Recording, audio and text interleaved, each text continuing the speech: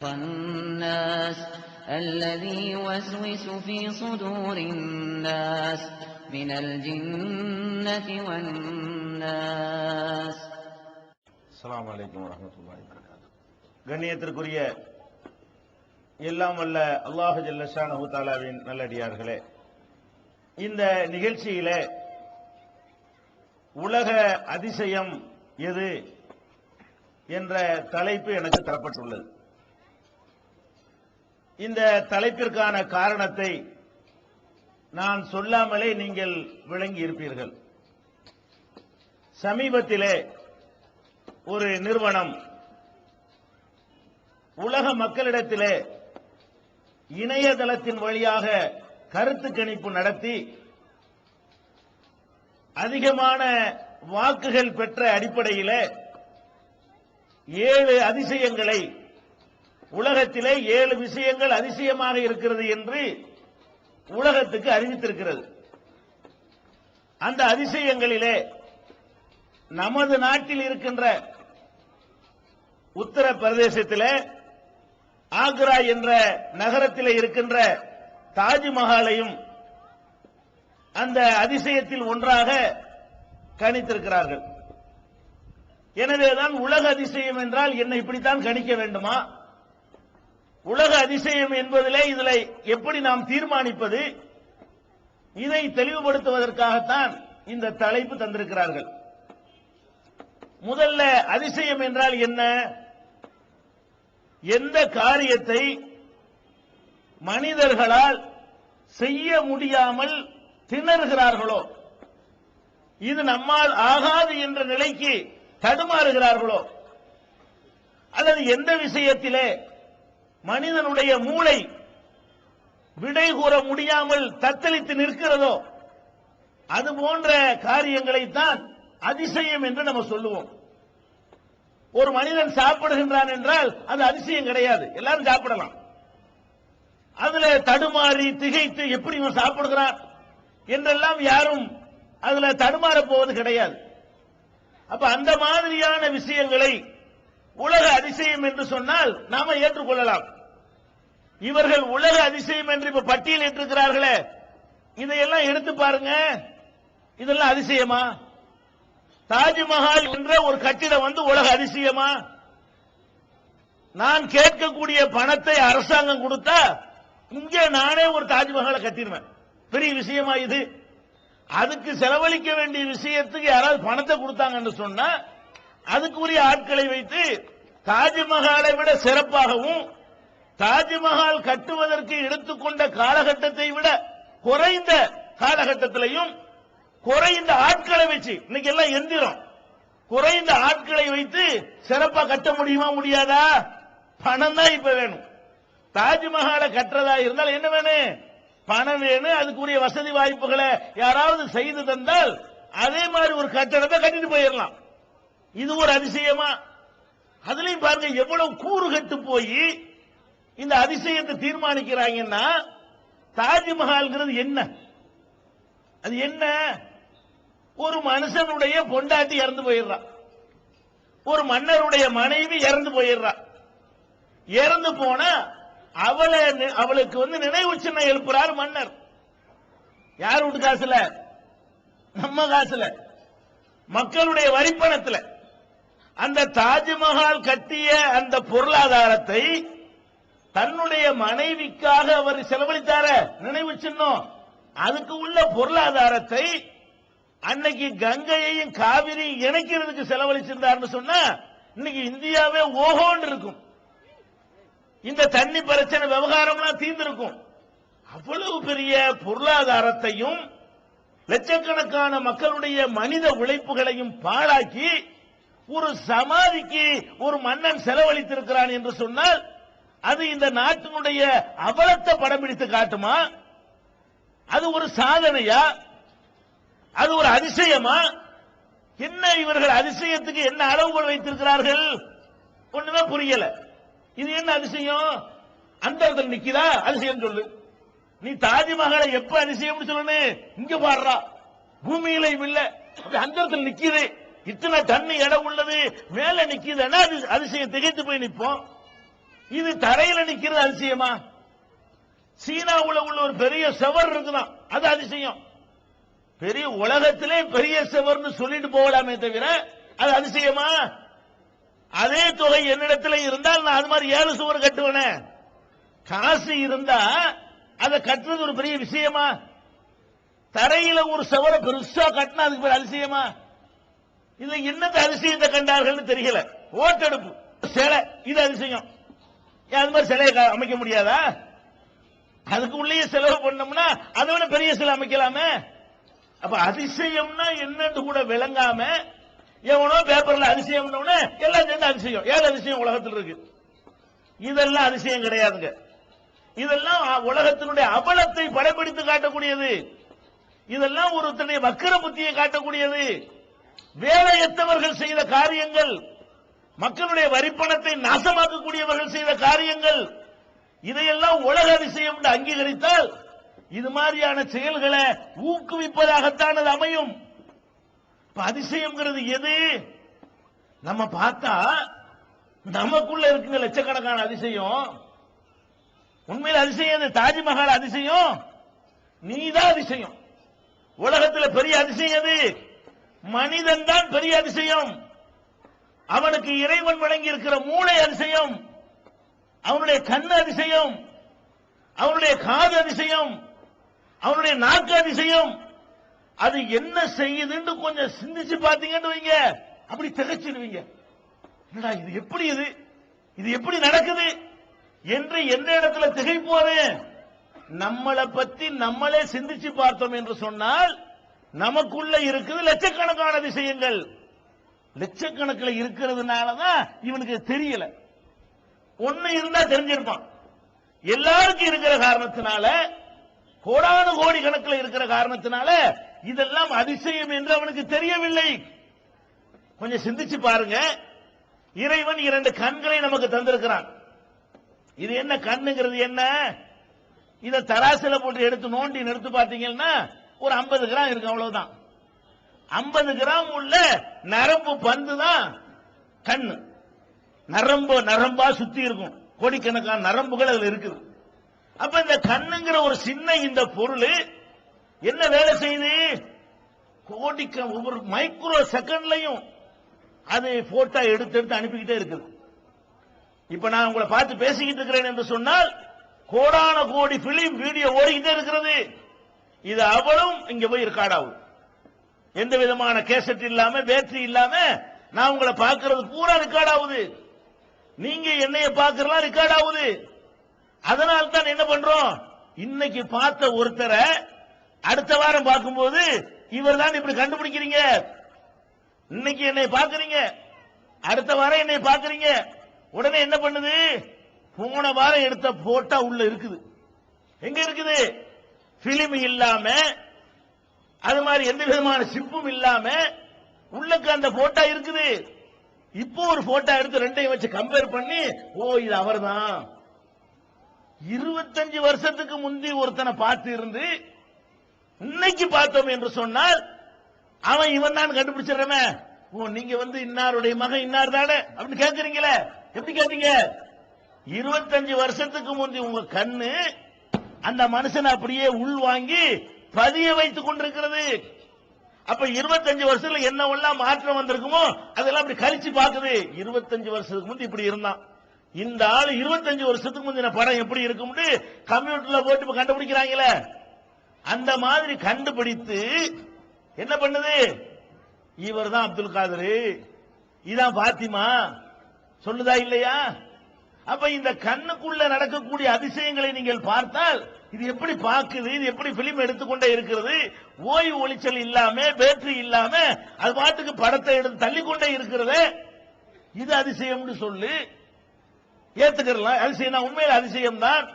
இது எப்படி நடக்குது நமக்கு தீர்மானம் சொல்லவே முடியல, ஆனா நடக்குது. நம்முடைய நாக்க சொல்ல அதிசயம் ஒத்துக்கலாம். ஏன் ஒத்துக்கலாம்? நாக்குங்கிறது என்ன? அது ஒரு சதை தான், அது ஒரு 50 கிராம் தான் இருக்கும். அறுத்து போட்டு நிறுத்தா எவ்வளவு? அது ஒரு சதை, எலும்பு இல்லாத ஒரு சதை. இந்த சதையில என்ன நடக்கிறது? என்னென்னமோ நடக்கிறது. இந்த சதை துண்டை நான் மேலங்கில ஒரு சைஸ் ஆட்டுறேன், நீங்க காதை கொடுத்து கேட்கறீங்க. ஒரு மாதிரியா ஆட்டினா சிரிக்கிறீங்க, இன்னொரு மாதிரியா நாக்கு அசைச்சா என்ன செய்றீங்க? ஒரு மாதிரியா முறைக்கிறீங்க. ஒரு மாதிரியா இருக்கா இல்லையா? ஒரு மாதிரியா அசைச்சா தமிழ்ங்கிறீங்க, அதே நாக்க வேற மாதிரி அசைச்சா ஆங்கிலம்ங்கிறீங்க, அதே நாக்க இன்னொரு மாதிரி அசைச்சா ஹிந்திங்கிறீங்க, அதே நாக்க இன்னொரு மாதிரி அசைச்சா இது என்ன கர்ண கடூரமா இருக்குங்கிறீங்க, இன்னொரு மாதிரி அறிவு கட்ட முட்டா பையலன்னா கோவம் வருது. வாங்க தம்பி நல்லா அதுவும் நாக்கு தான். வாங்க தம்பி நல்லா இருக்கிறீங்களான்னு சிரிக்கிறீங்க. அப்ப நாக்கை இப்படி அசைச்சா சிரிக்கிறீங்க, அப்படி அசைச்சா கோவப்படுறீங்க, இப்படி அசைச்சா செருப்ப கலட்டுறீங்க. எல்லாம் நடக்குதா இல்லையா? அப்ப நாக்க நம்ம எப்படி எப்படிலாம் அசைக்கிறோமோ அதுக்கு தகுந்த மாதிரி எல்லாம் என்னென்ன அதிசயங்கள் நிகழ்கிறது. இது மலையாளம், இது தமிழ், இப்படி எல்லாம் பிரிச்சு பேசுறீங்களே. இவன் புகழ்றான், இவன் பாராட்டுறான், இவன் திட்டுறான்னு சொல்றீங்களே, இவன் நல்ல செய்தியை சொல்றான், இவன் கெட்ட செய்தியை சொல்றான்னு சொல்றீங்களே. இதெல்லாம் எங்க நடக்குது? நாக்கு இப்படி இப்படி ஆடுது, அவ்வளவுதான். இப்ப நான் உள்ளார பேசுறேன், என்ன நடக்குது? வாய்க்குள்ள நாக்கு ஆடுது. ஆச்சரியமா இல்ல? இது அதிசயமா இல்ல? இது அதிசயம். இந்த அதிசயத்தை சிந்திச்சு பார்த்தால் படைச்சவனை சிந்திப்பான் ஒருத்தன், சரியான மார்க்கத்துக்கு வருவான். ஆக இப்படி ஒன்றை படைத்த ஒரு கடவுள் இருக்கிறான். நம்ம அறிவு திகைத்து, நம்மளோட பெரிய நாக்கு இருக்கிறது எரும மாட்டுக்கு. அது ஆட்டினா இப்படி மலையாளம் வருமா? அது ஆட்டினா தமிழ் வருமா? அது ஆட்டினா கவிதை வருமா? அது ஆட்டினா பாராட்டு வருமா? நாக்கு பெருசா தான் இருக்கிறது. அதை விட சின்ன நாக்க வச்சுக்கிட்டு ஆட்டுறோம், என்னென்னமோ நடக்குது. அப்ப என்ன வழங்குறோம்? என்ன அதிசயமா இருக்குது. அது மட்டுமா செய்யுது? இந்த நாக்கு ஒரு பக்கம் இப்படி ஒரு அதிசயத்தை பண்ணுது, இன்னொரு பக்கம் பாத்தீங்கன்னு சொன்னா ஆயில வைக்கிறான், இனிக்குதுங்கிறான், இது பிடிக்குது, இது உரைக்குது, இது நல்லா இல்ல, இது நல்லா இருக்கு, இன்னும் கொஞ்சம் தாங்க. பிரியாணி நாக்க தொங்க போடுறமைய எல்லாம் இது பண்ற வேலைதான். இதானுங்க நாக்கு தானுங்க உடல போகுது. நாக்கு இல்லன்னு வச்சுக்கிட்டா பிரியாணிய உள்ள தள்ளினா என்ன, பழைய சோத்து தள்ளினா என்னங்கிற எல்லாம் ஒண்ணுதான், பள்ளத்தை நிறைக்கிறது தான். வயிறு காலியா கிடைக்குதா, உள்ளக பழைய சோத்தை தள்ளினாலும் அதான் ரிசல்ட். பிரியாணி டீப் வழியா தள்ளுறோம்னு வைங்க, பசிக்குதுங்க, நாக்கு அறுத்து எடுத்துட்டு ஒரு குழாய போட்டு உள்ளக கரைச்சு ஊத்துனா எல்லாம் ஒண்ணுதானே. பிரியாணியை ஊத்துனாலும் அந்த பசி இறங்கத்தான் போகுது. எல்லாமே இங்க இதுக்கு தான். எதுக்கு? நாக்குக்கு தான். இது நல்லா இருக்குது, இது கசக்குது, இது நல்ல டேஸ்டா இருக்குது, இருக்கா இல்லையா? அப்ப இந்த நாக்குல இருக்கக்கூடிய அந்த நரம்புகள், இது இனிப்பு, இது புளிப்பு, இது உரப்பு, இது கார்ப்பு, இது கைப்பு, இது கசப்பு, இப்படி எல்லாம் பல விதங்கள்ல வேறுபடுத்துத. இது உங்களுக்கு ஆச்சரியமா இல்ல? என்னங்களா ஓட்டெடுப்பு நடத்துறீங்க? இதான் அதிசயம். அதிசயம் எது? உலக அதிசயம். உன் நாக்கு உலக அதிசயம், உன்னுடைய கண்ணு உலக அதிசயம், உன்னுடைய மூக்கு உலக அதிசயம். என்ன மூக்கு? இங்க இருந்து இருக்கிறான், அங்க ஒருத்தன் வர்றான், மல்லிகைப்பூ சென்று போட்டிருக்காரு, எங்க அங்க வரும்போதே மல்லிகைப்பூ சென்று, இன்னொரு நேரத்தில் நினைச்ச மூக்கு பத்திருவான், அடே அவன்டா, இருக்கா இல்லையா? இந்த ஒரு மூக்கு தான் என்ன பண்ணுது? இது இந்த வாசம், அது அந்த வாசம், இது பிரியாணி வாசம், இது புளிச்சேப்ப வாசம், இது எல்லாம் வருதா இல்லையா? இது அதிசயம் இல்ல? நீ பார்க்காமலேயே இன்ன வாசம் தான். குருட்டு பயலும் சொல்லுவானே, குருட்டு பயலும் இது மல்லிகையா ரோஜாவா மறிக்கொழுந்தா என்ன கரெக்டா சொல்லிவிடுவானே. அப்ப எது அதிசயம்? நம்ம மூக்கு அதிசயம். அல்லாஹ் குர்ஆன்ல அப்படி சொல்லி காட்டுறான். நீங்க சிந்திக்க மாட்டீங்களா? ஒஃபி அன்புசிக்கும் அஃபலா துப்சிரூன், உங்களுக்குள்ள நீங்கள் சிந்தித்து பார்க்க மாட்டீர்களா? அப்படி ஒரு அதிசயத்தை அல்லாஹ் போட்டிருக்காங்க. நமக்குள்ள என்ன அதிசயம் போட்டிருக்கான்? நம்மள அப்படி ஒவ்வொரு அணுவா நம்மளை சிந்திச்சு பார்த்தோம்னு சொன்னா நாம தாங்க முழு அதிசயம். உலக அதிசயம் யாரு? உலகத்தில் அதிசயம் யாருன்னு கேட்டா மனுஷன் தான். நம்ம தான் அதிசயமா இருக்கிறோம். நம்ம சாப்பிடுகிறோம். என்ன சாப்பிடுறீங்க? ஒரு பொருள் ஒரு பொருள் அரைக்கிறதா இருந்தால் அரைக்கிற பொருள் வலிமையா இருக்கணும், அரைக்கப்படுற பொருள் வலிமை கம்மியா இருக்கணும். அதனால இரும்பு தான் அரைக்கும் நெல்ல. எது அரைக்காது? மாவுலயே மிஷின் செஞ்சு வச்சா நெல் அரைக்குமா? அது அரைக்காது. மாவை விட கடுமையான இரும்புல தான் சக்கரத்தை போட்டிருப்பான், அதுதான் அரைக்க இயலு. நம்ம எலும்பையே கடிச்சு உள்ள திங்கிறோம். அரைக்கிற பொருள் என்னவா இருக்கு? உள்ள மிஷினா இரும்பா. உங்க வயிற்றுக்குள்ள நீங்க சாப்பிடுற சாப்பாட்டை எல்லாம் அரைச்சு பஸ்பமாக்கி ஒரு மாதிரியா வெளியே தள்ளுத. அந்த மிஷின் என்ன மிஷின்? இரும்பா? எதுல தயாரிக்கப்பட்டிருக்கு? தங்கமா? அல்லது உலக வைரத்தினால செஞ்சிருக்குதா எல்லாத்தையும் அறுக்கக்கூடிய வகையில? அது நீங்க பார்க்கலாம். ஆடு மாடு குடல் வாங்கி சாப்பிடல, அதான் நமக்கு இருக்கிறது. ஆட்டு குடல் மாட்டு குடல் சாப்பிடுறீங்களே, அதுதான் நமக்கு இருக்கிறது. இது என்ன பண்ணுதுன்னா, சில பையன் ஆணியவே திங்கிறானுவோ, சில பையன் மண்ணள்ளி திங்கிறான். அரைச்சு தள்ளிருந்தங்க, மண்ணை அரைக்குது, இரும்பு அரைக்குது, பிளேடெல்லாம் திங்கிறானுவோ சில பேரு. ஆமா, பொது மக்கள் மத்தியில வந்து நான் பிளேட திங்கிட்டாங்கன்னா, கண்ணாடியை உடைச்சு சாப்பிடுறான், செத்து போகல. அப்ப கண்ணாடியை உடைச்சு தின்றா என்ன பண்ணணும்? அறுத்து நம்ம குடல, அது அரைச்சுதான் தள்ளுது, அறுக்க முடிய மாட்டேங்குது. அப்ப இவ்வளவு மென்மையா இருக்கக்கூடியது சீக்கிரம் வெந்து போயிடும். குடல் கறியை விட குடல் சீக்கிரம் வந்துடும். குடல் ஆக்குறவங்களுக்கு தெரியும். அப்ப சீக்கிரம் வெந்து விடக்கூடிய தன்மையில் இருக்கிற இந்த குடல் எதையெல்லாம் அரைச்சு தள்ளுது? அதை விட வலிமையான பொருள்களை எல்லாம் அரைச்சி பஸ்பமாக்கி வெளியே தள்ளிடுது. ரெஸ்ட் எடுக்காம, ஓய்வு எடுக்காம நீ தூங்குனாலும் அது ஒர்க் பண்ணிக்கிட்டே இருக்கு. நம்ம தூங்கிடுறோம், அது பாட்டுக்கு பிசைஞ்சு பிசைஞ்சு பிசைஞ்சு சாப்பிட்டு தானே தூங்குறீங்க. அப்ப காலையில் எந்திரிச்சவன கரெக்டா வெளியேற்றிருதா இல்லையா? அப்ப ராத்திரி பூரா ஒர்க் நடக்குது உள்ள, நம்ம தூங்குறோம், அது பாட்டுக்கு ஓய்வு இல்லாமல் வேலை செய்யுது. இது அதிசயமா இருக்கா இல்லையா? என்னடா இது, எப்படி ஆச்சரியம். நானும் தூங்க போறேன்னு போனா இன்னும் ஆகுறது. ராத்திரிக்கு சாப்பிட்டு தூங்கும் பொழுது வயிறு என்ன பண்ணுது? நம்மளும் தூங்கணும் அப்படின்னா காலையில் எந்திரிச்சு என்ன ஆகுறது? நடக்குமா? அப்ப இப்படிலாம் சிந்திச்சு பார்த்தோம்னு சொன்னா, நம்ம கை அதிசயம், நம்ம கால் அதிசயம், நம்ம பேசுறது அதிசயம், நம்ம நிக்கிறது அதிசயம் இல்லையா? எப்படி நிக்கல? நீங்க நிக்கிறது அதிசயமா இல்லையா? ரெண்டு காலில் ஒரு பொருள் நிக்குமா? இதுக்கு நாக்காளி முக்காலின்னு போடுறோம். ரெண்டு காலி இருக்கா? உட்கார்ற சேரு நாக்காளி இருக்கும், 4 காலு உள்ள நாக்காளி இருக்கும், அல்லது 3 காலு உள்ள முக்காலி இருக்கும். 2 காலு உள்ள இருகாலி இருக்கா? இல்ல. மனிதன் உட்காருவதற்காக 2 காலில் செஞ்சா அது விழுந்துரும். 3 கால் இருந்தா தான் பேலன்ஸா நிக்கும். அதனால ஆடு மாடு கழுதை குதிரைக்கெல்லாம் 4 வச்சிருக்கலாம். சில பிராணி இப்ப நீளமா இருக்குன்றீங்க, 10வது நடுவில் வளைஞ்சிடக்கூடாதுல, அதுக்காக என்ன செய்யறான்? 8 கால் பூச்சிக்கு 8 காலு, அதுக்கு எத்தனை? 8 காலு. 40 கால் உள்ள பிராணி கூட இருக்கு, ரயில் பட்டு மாதிரி போகும், அதுக்கு எத்தனை? 40 காலு. ஈக்கு 6 காலு. இப்படி எல்லாம் 2க்கு மேல, எல்லாத்துக்கும் மேல 2 கால்ல உள்ளது எது? நம்ம தான் 2 காலு. பறவைக்கு 2 கால் இருக்கும் இல்லையா? பறவை அந்த பேலன்ஸ்ல. இது 2 கால்ல எப்படி நிக்கிறது? ஒரு கோழி செத்து போச்சுன்னு வைங்க, செத்த கோழி நிப்பாட்டி வச்சு காட்டு பார்ப்போம். ஏன் 2 கால்ல நின்றுச்சுல, நல்ல பாதமெல்லாம் அகலமா தானே இருக்குது, நிக்க வை பார்ப்போம். விழுந்துருங்க. இது காலுக்கு தலை நீட்டிட்டு இருக்குது, பேலன்ஸ் கிடைக்கும், அப்படிங்கிட்டு சாஞ்சிரும். செத்த கோழியை உங்களால் நிப்பாட்ட முடியுமா? முடியாது. செத்த மனுஷனை நிக்க வை பார்ப்போம். செத்து போன மனுஷனை, அவர் செத்துட்டார்ல, எல்லாரும் பார்க்க வர்றாங்கல்ல, இப்படி படுக்க போட்டு பார்க்கறத விட அப்படி நிக்க போட்டு பார்த்தா நல்லா இருக்குமே. ஜனாசா வீட்டுக்கு போறோம், படுக்க போட்டு பார்த்தா ஒழுங்கா பொசிஷன் தெரிய மாட்டேங்குது. அப்ப ஜனாசா இறந்த பிரேதத்தை என்ன செய்யணும்? அப்படி நிக்க வச்சு தலைப்பாவெல்லாம் கட்டி அப்படி போட்டா பார்க்க நல்லா இருக்கும்ல. நிக்குமா? நிக்காது. ஏன்? அந்த 2 கால் தானே. அட செத்தா நிக்கல, உசுரோட இருந்தா நிக்கிறீது, அதிசயம் இல்லையா? 2 கால்ல நிக்க இயலாது, அதான் யதார்த்தம். ஆனா நிக்கிறோம். 2 கால்ல நிக்க முடியாதுங்கிறது யதார்த்தம். ஆனால் நீங்கள் 2 கால்ல நிக்கிறீர்கள். 2 கால்ல இந்த மாதிரி செங்குத்தாக இருந்தால் 2 காலில் எதுவும் நிக்காது. ஒரு காலில் கூட நிக்கும் சமயத்துல அது எப்படி இருக்கணும்? அந்த கால் இப்படியே விரிச்சு வச்சிருப்பான் அகலமா. அந்த ஒரு கால் 50 காலுக்கு சமமா இருக்கும். அப்படி இருந்தா ஒரு காலில் கூட நிக்கும். அப்படி ஓட்டு இப்படி இப்படி செஞ்சாலும் செய்ய, விரிச்சு விட்டீங்கன்னா அது ஒவ்வொன்றும் ஒரு கால் மாதிரி அப்படி வேணா நிக்குமே தவிர, இந்த மாதிரியான டைப்புல உள்ள 2 கால் வச்சு இந்த மாதிரி உயரத்துல ஒரு மரத்திலேயோ ஒரு மட்டையிலேயோ ஒரு கல்லுலையோ செஞ்சா நிக்குமா? அந்த கீழே காலு கீழே பெரிய ராடு கொடுத்திருப்பாங்க, அதுலதான் நிக்குது சிலைகள்லாம். சிலை நிக்காது. வழங்குதா? அதுக்குதான் சிலைக்கு பீடம் தயாரிப்பான்.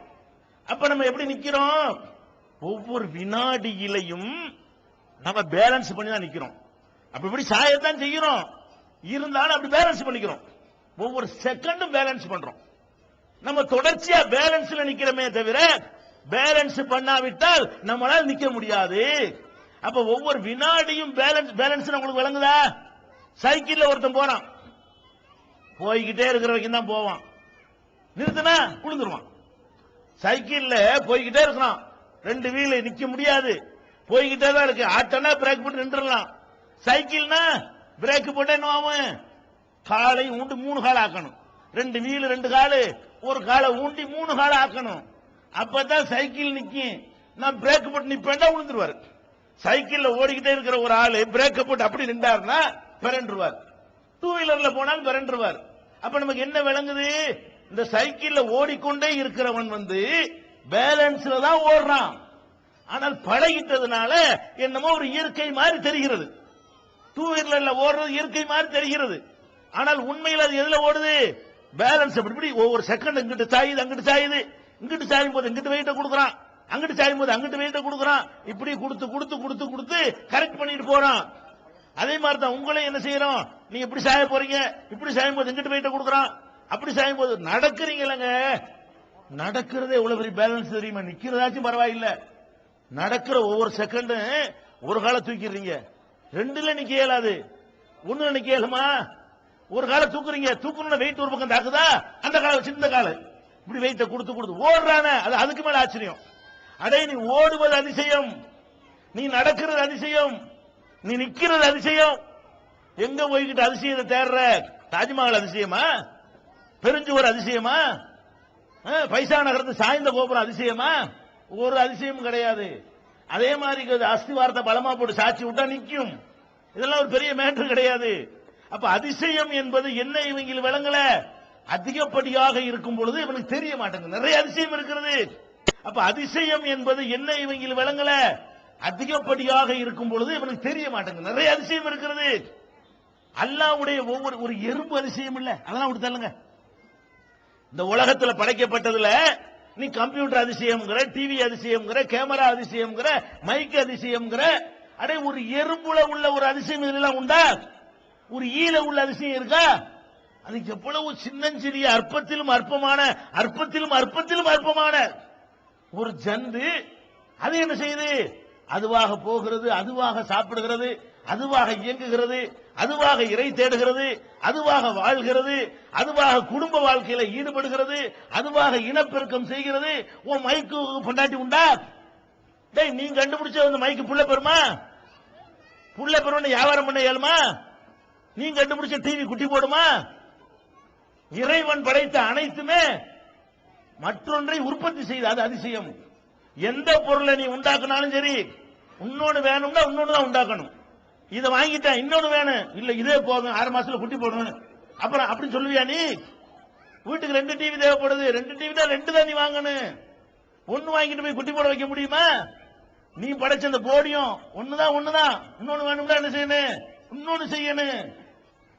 இறைவன் என்ன பண்றான் தெரியுமா? அதிசயம் எது? அடே, கடவுள் படைச்ச எல்லாமே அது போகும் பொழுது தன்னுடைய வாரிசுகளை விட்டுட்டு போகுது. உயிரற்றது நினைக்கிற மரம் கூட அதனுடைய விதைகளை வெளியே போட்டுட்டு போகுது. ஒரு வேப்ப மரத்திலிருந்து கிடைக்கிற விதையிலிருந்து ஆயிரக்கணக்கான வேப்ப மரங்கள், ஒரு புளிய மர கொட்டையில் இருந்து வரக்கூடிய 100கணக்கான புளிய மரங்கள், இப்படி ஒன்று உற்பத்தி செஞ்சுட்டு போகிறது, அல்லது உற்பத்தி பண்ணுவதற்குரிய விதையை பூமிக்கு தந்து விட்டு போகிறது. இது மாதிரி நீ ஏதாவது பண்ணிருக்க? இது அதிசயமா இல்ல? இது ஒரு ஆச்சரியமா இல்ல? ஒரு சின்ன ஆலமரத்து விதை நீங்கள் பார்த்திருக்கிறீர்களா? ஆலமரத்து விதை எவ்வளவு பெருசா இருக்கு? கடுகு இருக்குல்ல, அதுல ஒரு 100ல 1 தான் ஆலமரத்து விதை, சின்னதா இருக்கும். ஆலமரத்தினுடைய விதை அந்த ஆலமரத்தினுடைய காய்க்குள்ள, கனிக்குள்ள பாத்தீங்கன்னா 1,00,000 விதை உள்ள இருக்கும். அவ்வளவு மைக்ரோ சைஸ்ல இருக்கக்கூடியதான் ஆலமரத்து விதை. அந்த ஒரு விதைக்குள்ளேதான் இவ்வளவு பிரம்மாண்டமான 1000 பேருக்கு நிழல் தரக்கூடிய மரம் அதுக்குள்ளதான் இருந்தது. இந்த இலைகள் அதுக்குள்ளதான் இருந்தது. இந்த விழுதுகள் அதுக்குள்ளதான் இருந்தது. எல்லாத்தையும் அதுக்குள்ள ஜிப் பண்ணி வச்சிருக்கிறான. அது அதிசயம் இல்ல? இந்த சின்ன விதைக்குள்ள என்ன இருக்குது? அந்த விதையத்தான் நீ போடுற. அந்த விதையை போட்ட உடனே அந்த மரம் முளைக்கிறது.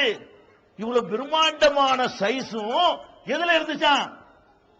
ஒரே ஒரு ஆலமரத்து விதைக்குள்ள இருந்தது. ஒரு மாங்கொட்டையை போடுகிறாய். இந்த மாங்கொட்டையை நீ தண்ணியில போட்டு கரைச்சா அதுல பச்சை பச்சைன்னு கலர் வருமா? வராது. இந்த மாங்கொட்டையை தண்ணியில போட்டு கரைச்சு குடிச்சு பார்த்தா பயங்கரமா இனிக்குமா? இனிக்காது. ஆனால் இனிக்காத இந்த மாங்கொட்டையை நீ மண்ணிலே புதைக்கிறாய். புதைக்கிற மாங்கொட்டையிலிருந்து மாமரம் வருகிறது. அதுல கோடிக்கணக்கான இலைகள் இருக்கிறது. இவ்வளவு பச்சை கலர் எங்க இருந்து கிடைச்சதுக்கு? இவ்வளவு கலர் எங்க இருந்துச்சு? அந்த கொட்டையில் இந்த கலர் இருக்கல, ஆனால் பச்சை பசேல் என்று தெரிகிறது. இவ்வளவு அதுக்குள்ள மறைஞ்சிருச்சு, உனக்கு தெரியாத வகையில மறைஞ்சிருந்துச்சா இல்லையா? அதுல பலவிதமான பூக்கள் பூந்து தொங்குத. அந்த கலர், அந்த மஞ்சள், அந்த சிகப்பு, அதெல்லாம் எங்க இருந்து வந்தது? அந்த கலர் உள்ளதான் இருந்தது. மூட்டை மூட்டையா லாரி லாரியா மாம்பழத்தை இறக்குறிய, இனிப்பா இருக்குன்னு சொல்றிய. இவ்வளவு இனிப்பு வேணும்னா எத்தனை மூட்டை சக்கரை வேணும்? இவ்வளவு மாம்பழத்துக்கு இனிப்பை கொடுக்கிறதா இருந்தா எத்தனை மூட்டை சக்கரை வேணும்? அந்த மாங்குட்டைக்குள்ள அதெல்லாம் இருந்துச்சா? இல்ல. அதுவும் இனிக்கல. அதுக்கு ஊத்துற தண்ணியவாது சீனியை கலந்தா ஊத்துனிய? நான் கேட்கிறேன், மாங்கொட்டையும் இனிக்க மாட்டேங்குது. மாங்கொட்டை எந்த மண்ணுல நட்டி வச்சுல மண்ணை நக்கி பாத்தீங்களா இனிக்குதா? அந்த மண்ணு இனிக்கல. அதுக்கு ஊத்துற தண்ணியை குடிச்சு பாத்தீங்களா அதாச்சும் இனிச்சுச்சா? அதுவும் இனிக்கல. இந்த காத்த சுவாசிக்கிற காத்தையா நாக்கில் நின்று பாத்து இனிச்சுச்சா? வெளிச்சம் இனிச்சுச்சா? அட எங்க இருந்து அந்த இனிப்பு வந்துச்சு? எங்க இருந்து அந்த கலர் வந்துச்சு? இது அதிசயம். இதான் முழிக்கிறோம். இதுக்குள்ள முட்டா, இந்த மாங்கொட்டைகளை முட்டா, இந்த புளியங்கொட்டையில உழவா, இந்த வேப்பங்கொட்டையில உழவா, இந்த நெல்லுக்குள்ள உழவா, இது அதிசயம். அதற்குள்ளே மறைத்து வைத்து அப்படி பெருமா சோத்தை திண்டு போயிடக்கூடாது. சோத்தை வச்சு சிந்திக்கணும். இந்த அரிசி உருவாவதற்கு எப்படி உருவானது? ஒரே ஒரு நெல்லத்தான போட்டோம், மண்ணுக்குள்ள புதைச்சாட மண்ணே அதிசயம். இந்த மண்ணை இந்த தானியங்கள் ஜெயிக்கிறது, அதுவே அதிசயம் இல்லையா? இந்த மண்ணுக்குள்ள இந்த கைக்குட்டையை போடுவோம், புதைச்சு வைப்போம், ஒரு மாசம் கழிச்சு எடுப்போம், இருக்குமா? இருக்காது. மண்ணுக்குள்ள இந்த கைக்குட்டையை புதைச்சு வச்சு ஒரு மாசம் கழிச்சு தோண்டி எடுத்தா இதுவும் மண் ஆயிருக்கும். மண்ணுடைய தன்மை என்ன? நம்ம அப்பம் பாட்டுலாம் புதைக்கிறாங்களே, தோண்டி பாருங்களேன், உள்ளக இருப்பாரா? இருக்க மாட்டார். அவர் மண்ணோட மண் ஆயிருப்பார். அப்ப மண்ணுடைய தன்மை என்ன? தனக்குள்ளே போடுகிற எந்த பொருளா இருந்தாலும் அது மண்ணாக மாற்றிவிடும். அதான் மண்ணு. உள்ளக்க எதை கொண்டை போட்டாலும் சரி, ஒரு இரும்ப புதைச்சு வச்சாலும் சரி, இரும்ப துரு பிடிக்க வச்சு அதை ஒண்ணும் இல்லாம ஆக்கி பவுடர் ஆக்கி அதுவும் மண்ணாக்கி விடும். மண்ணுடைய தன்மை என்னவென்றால் எல்லாத்தையும் தன் இனமாக மாற்றிவிடும். ஆனா நெல்ல போடுறேன், நெல்லு அது மண்ணை ஜெயிக்குது. முடியுமா என்னை மாத்திருவியா பாப்போமா அப்படின்னு சொல்லி ஜெயிச்சு அதை கிழிச்சுக்கிட்டு வெளியே வந்து அதுல இருந்து சத்துக்களை உறிஞ்சி ஒண்ணுக்கு 70 நெல் வருது. நீ ஒரு நெல் அழிஞ்சு போகணும். அதை மிகைச்சு ஜெயிக்குதா இல்லையா? இந்த ஜெயிக்கிற புரோகிராம் அதுக்குள்ள இருக்குத. இது அதிசயம். எதுக்கு நான் இதை சொல்றேன்னு கேட்டா, அதிசயம் அதிசயம் சொல்லி பொய்களையும் பிராடுகளையும் அதிசயம் என்று சொல்லி கடவுளை புரிந்து கொள்ளாமல் மக்கள் திசை மாறி சென்று கொண்டிருக்கிறார்கள். நீங்கள் சிந்தித்து பார்த்தால் சூரியன் அதிசயம், சந்திரன் அதிசயம், இந்த அண்டவெளி அண்ட சராசரங்கள் அதிசயம், ஒவ்வொரு கோள்களும் அதிசயம், காற்று அதிசயம், பெய்கிற மழை அதிசயம், நிலத்தடி நீர் அதிசயம், எல்லா அதிசயம். பூமிக்குள்ள நீர் இருக்குது, அதெல்லாம் அதிசயம் இல்லையா? பூமி கணத்துல தண்ணி எடுக்கிறதா என்னங்கிறீங்க? உள்ளேயும் தண்ணி இருக்குது. நம்முடைய சிறுநீர், நம்ம குளிச்ச தண்ணி, நம்ம யூஸ் பண்ண தண்ணி, அதையெல்லாம் கீழே பில்டர் பண்ணி தான் பூமிக்குள்ள திருப்பி வருது. உங்களுக்கு அவ்வளவு பெரியது. அங்கிருந்து கொட்டுத வானத்திலிருந்து, அதெல்லாம் என்ன? எங்கிருந்து கொட்டுது? இங்கிருந்து எடுத்துட்டு போறதுதான். எதை எடுத்துட்டு போகுது? கடல் தண்ணி எடுத்துட்டு போகும், குள தண்ணி எடுத்துட்டு போகும், கூவத்திலையும் எடுத்துட்டு போகும். எது? சூரியன் வந்து கடல்ல எடுத்துக்கிட்டு போகுது, குளத்துல எடுக்குது, பிளஸ் கூவத்துல எடுக்குதுல, கூவத்துல இருந்து அப்படி எடுக்குது. எதை மட்டும் எடுக்குது? கடல்ல தண்ணி எடுக்குது. உப்ப நீ வச்சுக்க, சுத்தமான தண்ணியை மட்டும் நம்ம கிட்ட கொடு அப்படின்னு வாங்கிட்டு போகுது. கம்மாயில எடுக்குது, செக்கச்சவேர் கம்மாய் தண்ணி, அதுல இருந்து எடுக்குது. கலரை நீ வச்சுக்க, கண்ணாடி மாதிரி தண்ணியை மட்டும் எனக்கு தா. மேல கொண்டு சூரியன் என்ன செய்யுது? நீராவியாக அப்படியே ஆவியாக மாத்தி மேல கொண்டை வச்சு சேர்த்து வச்சுக்கிட்டு போல புரண்டு கொட்டுது. உப்ப காணோம். கடல்ல இருந்து தான் எடுக்குது, ஆனா உப்பு இல்ல. கம்மாயில இருந்தா எடுக்குது, கலர் இல்ல. இதுலடா அதிசயம். இது அதிசயம் இல்லையா? எங்க இருந்து எடுக்குது? அப்படியே பில்டர் பண்ணி தூக்கிட்டு போறதா இல்ல? என்ன அதிசயம் இல்ல? இந்த உலகத்தில் அனைத்தும் அதிசயம். கடவுள் படைத்த அனைத்தும் ஒவ்வொரு அணுவிலும் அதிசயம் இருக்கிறது. ஒவ்வொரு பிரம்மாண்டமான பொருள்களிலும் அதிசயம் இருக்கிறது.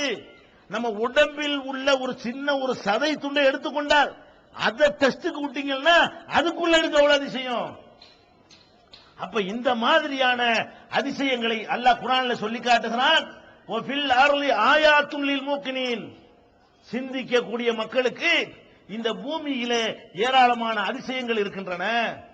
குர்ஆன் சொல்லுது, எங்கடா போய் தேடுறீங்க அதிசயத்தை? நீங்களே உன்னை தயாரிச்சுக்கிட்டு அதிசயம்ங்கிறீங்களா?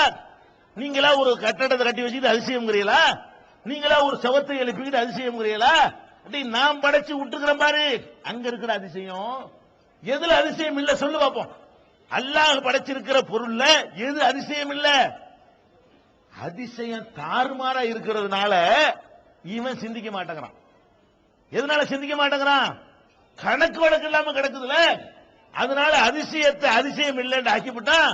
அதிசயம் இல்லாத அதிசயம் உனக்கு தெரிகிறது. அதனால அதிசயத்தை நீங்கள் பார்ப்பதாக இருந்தால் இப்படி சிந்தித்து பார்த்து ஒரு சரியான பாதைக்கு நீங்கள் செல்ல முடியும். அதையெல்லாம் விட சரி இது கூட வேண்டியதில்லை. ஏன்னா எல்லார்ட்டையும் இருக்கும்போது அதிசயம் ஒத்துக்கிற மாட்டான். எறும்பு அதிசயம் ஒத்துக்குவானா? என்ன எறும்பு? நான் லட்சம் எறும்பு நான் பார்த்து டெய்லி பார்த்துட்டு இருக்கிறேன். இது என்ன பெரிய அதிசயம்? லட்சம் கண்ண எல்லாரும் கண்ணுல பார்த்துக்கிட்டு தானே இருக்கு. இது என்ன பெரிய அதிசயம்? எல்லாருனாக்கும் பேசுது, என்ன பெரிய அதிசயம்? எல்லாரும் மூலையும் தானே சிந்திக்குது, என்ன அதிசயம்?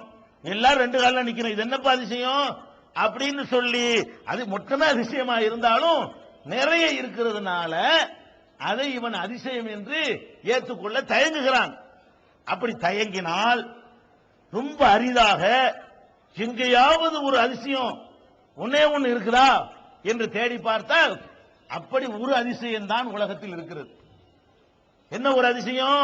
அல்லாஹ்வுடைய படைப்புகள் எல்லாம் பார்க்க வேணாம், உலகத்தில் நீங்க தேடி பார்த்தீர்களே ஆனால் இஸ்லாம் சொல்கிறது ஒரே ஒரு அதிசயம் இருக்கிறது. அந்த அதிசயத்தை நீ ஆய்வு செய்தால் திகைத்து விடுவாய், உன்னுடைய மூளை தோல்வி அடையும், அந்த இடத்துல உன்னால் விடை சொல்ல இயலாது. அது மாதிரியான ஒரு அதிசயம் இருப்பதாக திருக்குர்ஆன் சொல்லுகிறது. அது என்ன அதிசயம்? அந்த அதிசயம் தான். அதை சொல்வதற்கு தான் இந்த தலைப்பு. தலைப்பை எதுக்கு தான்? இந்த கண்ணு மூக்கு எல்லாம் சொல்வதற்கு இல்ல. உலக அதிசயம்ங்கிறது தாஜ்மஹாலோ சீன பெருஞ்சோரோ இல்லை. சொல்றதா இருந்தா இதுகளை சொல்லிட்டு போ, இதெல்லாம் சொல்ல மாட்டோம். எங்கேயுமே இல்லாத ஒன்னு ரெண்டு இருந்தா சொல்லு அப்படின்னு கேட்கிறியா? ஒன்னு இருக்குது. உலகத்துல ஒரே ஒரு பொருள் என்ன இருக்கு? அதிசயமாக இருக்கிறது. அந்த பொருள் எது? அது திருக்குர்ஆன் தான் அதிசயம். உலக அதிசயத்தில் எது அதிசயம்? உலகத்தில் இருக்கிற அது உண்மையிலேயே அப்படியே அறிவாளி சிந்திச்சு பார்த்தான்னு சொன்னா இந்த குர்ஆன் என்ற இந்த ஒரு சொல் ஒரு வார்த்தைகளின் தொகுப்பா இருக்கிற புத்தகமா இருக்குது. இது நம்ம எல்லாம் பிரமிச்சு நிக்கிற அளவுக்கு பெரிய அதிசயமாக திகழ்வதை ஒவ்வொரு அறிஞரும் இன்னைக்கு பார்த்துவிட்டு குர்ஆன் தான் உலகத்தில் சிறந்த அதிசயம் என்று உணர்ந்து விட்டு இங்க கூட்டம் கூட்டமா வர்றான். எதை வச்சு வர்றாங்கிறீங்க? குர்ஆனை சிந்திக்கிறான், அவனுக்கு பெரிய அதிசயமா தெரியுது. எப்படிப்பட்டவன்லாம் வர்றான்?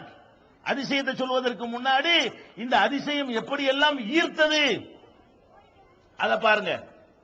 உங்களுக்கு கேசியஸ் கிளே தெரியுமா? கேசியஸ் கிளேன்னு ஒருத்தர் இருந்தான், உலக குத்துச்சண்டை சாம்பியன். அவன் பலமுறை குத்துச்சண்டை சாம்பியனுக்கான விருது வாங்கினான். அந்த காலத்துல எல்லாம் கிரிக்கெட்டுக்கு கிறுக்கங்க கிடையாது, குத்துச்சண்டைக்கு தான் கிறுக்கணும் இருந்தாங்க. ரசிகர்களை சொல்றேன், இன்னைக்கு கிரிக்கெட்னா உட்கார்ந்துகிட்டு 24 மணி நேரம் உட்கார்ந்துட்டு இருக்கானுல, இந்த மாதிரி அந்த காலத்துல எல்லாம் நாங்கெல்லாம் ஒரு 15 வயசா இருக்கக்கூடிய காலத்துல எல்லாம் நாங்க எதை ரசிப்போம்? இந்த குத்துச்சண்டை தான் பெரிய விளையாட்டு. என்ன போட்டா போட்டி காட்டா குஸ்தின்னு போடுவாங்க. ஊருக்கு ஊர் போய் என்ன செய்வாங்க? மல்யுத்தம் போடுவாங்க, குஸ்தி போடுவாங்க, குத்துச்சண்டை போடுவாங்க. இந்த மல்யுத்தமும் குத்துச்சண்டைகளும் தான் அன்றைக்கு வீர விளையாட்டுகள்.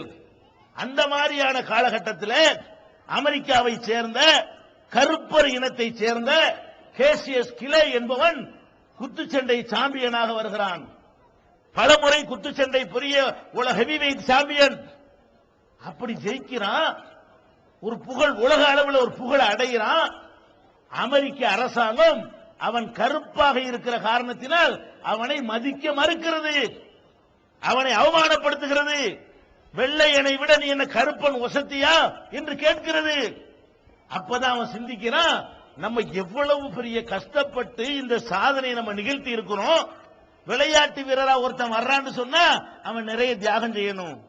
விளையாட்டு வீரர்னா வீரர் நீங்க நினைக்குவீங்க, அவன் குடும்ப வாழ்க்கை வரைக்கும் தியாகம் செய்வான். உடம்பை பாதுகாக்கணும், உடம்பை பேணணும் என்பதற்காக வேண்டி நிறைய தியாகங்களை செய்து தன்னை கட்டுப்படுத்தி கொண்டு இவ்வளவு பெரிய சாதனையை செய்கிறான். வெள்ளை அரசாங்கம் அவனை அங்கீகரிக்கல. தேடுறான் என்னடா ஏன் இப்படி இவ்வளவு பெரிய புகழ் உலகத்தில் அவனுக்கு தெரியாத ஆளே இல்ல என்ற அளவுக்கு வந்தவுடனே இஸ்லாத்தை காதலிக்கிறான். குர்ஆனை எடுத்து பார்க்கிறான்.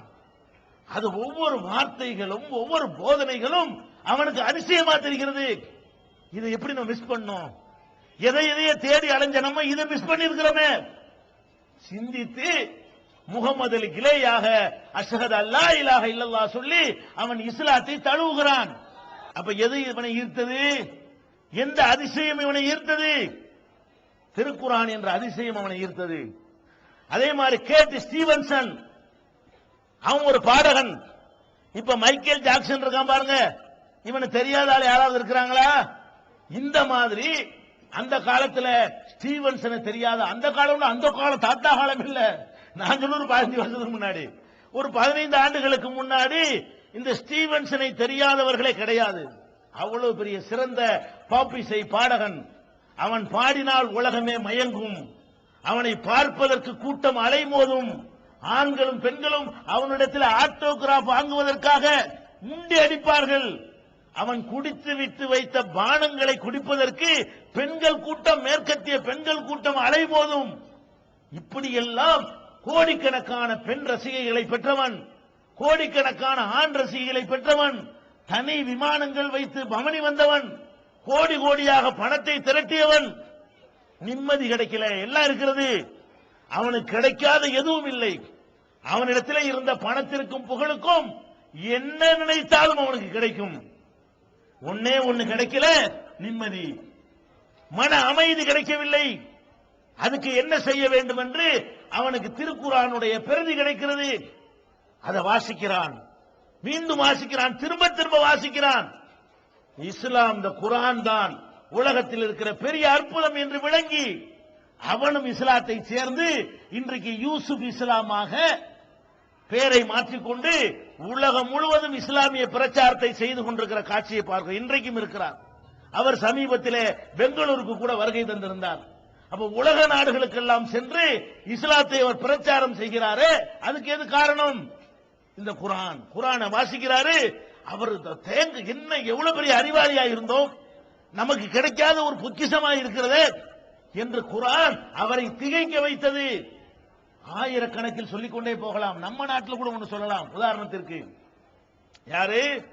கமலாதாஸ் கேள்விப்பட்டிருக்கீங்களா? கமலாதாஸ் ஒரு 25 ஆண்டுகளுக்கு முன்னாடி உள்ளவர்களுக்கெல்லாம் கமலாதாஸை மறக்க முடியாது. அவர் யாரு?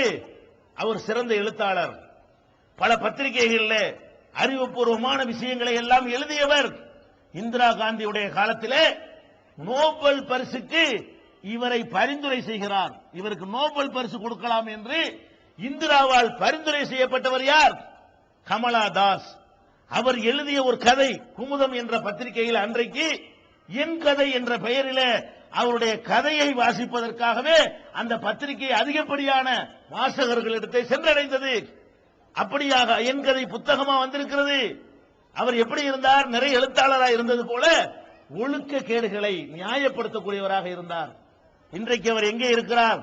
கேரளாவை சேர்ந்த கமலாதாஸ் இன்னைக்கு கமலா சுரையாவாக குர்ஆனை வாசித்து இஸ்லாத்தை ஏற்றுக்கொண்டு கமலா சுரையாவாக இன்றைக்கும் வாழ்ந்து கொண்டிருக்கிற காட்சியை பார்க்கிறோம். இவரை மாற்றியது எது? இந்த அதிசய வேதம், அற்புத வேதம், அல்லாஹ்வுடைய வேதம் என்று முஸ்லிம்கள் நம்புகிறோமே, இந்த திருக்குர்ஆன் என்ற அதிசயம் தான் அப்படிப்பட்ட ஒரு பெண்ணையே புரட்டி போடுது. எப்படிப்பட்ட பெண்ணு?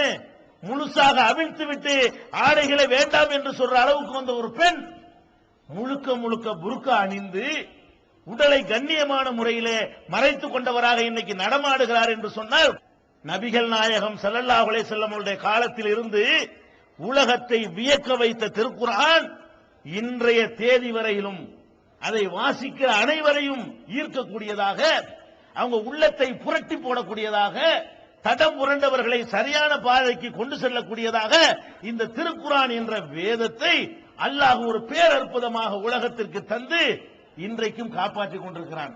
அது என்ன அற்புதம்! குர்ஆன்ங்கிற ஒரு புஸ்தகம் எப்படி ஒரு அற்புதமா இருக்க முடியும் என்று நீங்கள் கேட்கலாம். தடம் புரண்டவர்களை சரியான பாதைக்கு கொண்டு செல்லக்கூடியதாக இந்த திருக்குர்ஆன் என்ற வேதத்தை அல்லாஹ் ஒரு பேரற்புதமாக உலகத்திற்கு தந்து இன்றைக்கும் காப்பாற்றிக் கொண்டிருக்கிறான். அது என்ன அற்புதம்!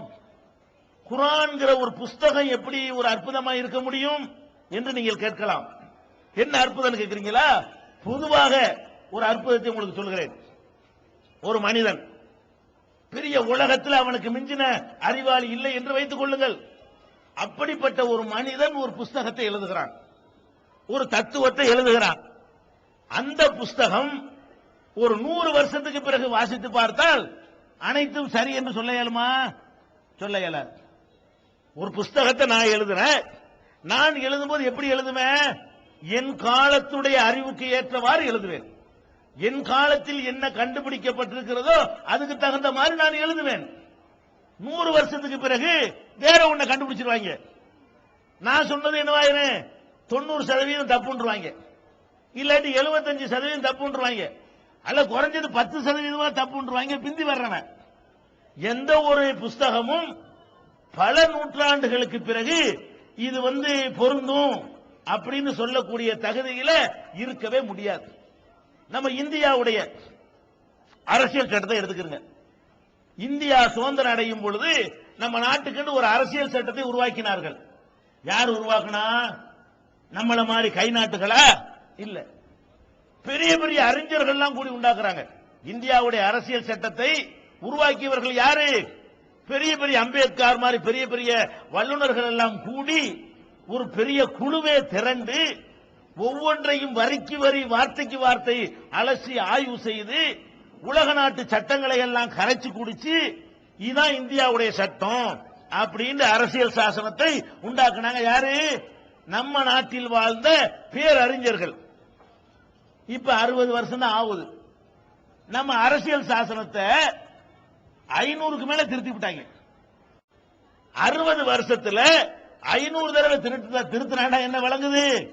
மனிதனுடைய எந்த பெரிய மனிதனுடைய தத்துவங்களாக இருந்தாலும் ஒரு 50 வருஷத்துக்கு தாக்கு பிடிக்காது, 100 வருஷத்துக்கு தாக்கு பிடிக்காது. பிந்தி வரக்கூடியவர்கள் முந்தி வரக்கூடிய நூல்கள்ல குறை காணுவார்கள். இப்ப குர்ஆனுக்கு வாங்க. குர்ஆன் என்ன போன வருஷம் வந்ததா?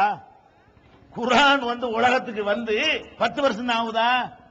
20 வருஷம் ஆகுது? 100 வருஷம் ஆகுது? 200 வருஷம் ஆகுது? 1428 வருஷம் ஓடி போச்சு.